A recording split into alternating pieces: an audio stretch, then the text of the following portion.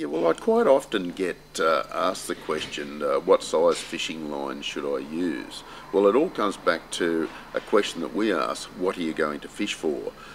If you're going to fish in the river for cod, or you're going to go up and chase a few trout, or down the coast to fish in some estuaries.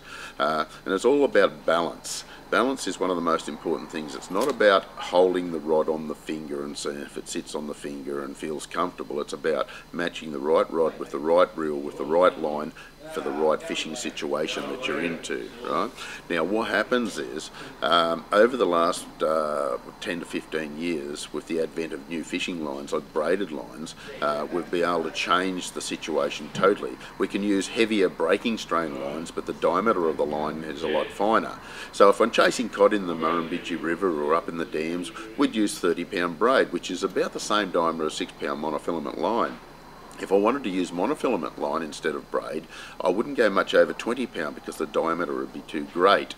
So what we're finding though is with the advent of new lines, finer diameters, we can use slightly heavier breaking strains, but the diameter is one of the most important things, which makes it easy to cast if it's finer. The lures work a lot better if it's finer. The lures cut through the water a lot better if the line is finer, but we can also go too light. If I'm chasing trout up in the streams and that sort of thing, I'd use 4, 6 or 8-pound line. I wouldn't go too much heavier than that. That way I can throw me little lures like these salters and all the Tassie devils and that sort of thing and have a great deal of success.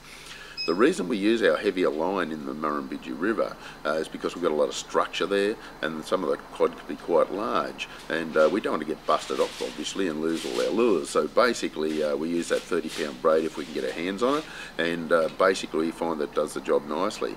But when we're using braid, we also must use a trace, because braid hasn't got a high abrasion resistance, so we generally use about a metre long length of 30 to 40-pound trace. Sometimes we can go a little bit heavier than that. And if we're using braid for trout fishing, for example, we might only use 4 or 6-pound braid, but we might use about an 8 or a 9-pound trace. So we use that clear, invisible link between the braid and the lure, or the braid and the bait, which makes it a lot easier to catch fish. And fishermen can tie knots in monofilament a lot easier than they can in braid. So things look like they're shaping up over the years and things are improving. So if you need to use a bit of braid or a bit of line, all you need to do is get a bit of advice from your local tackle store.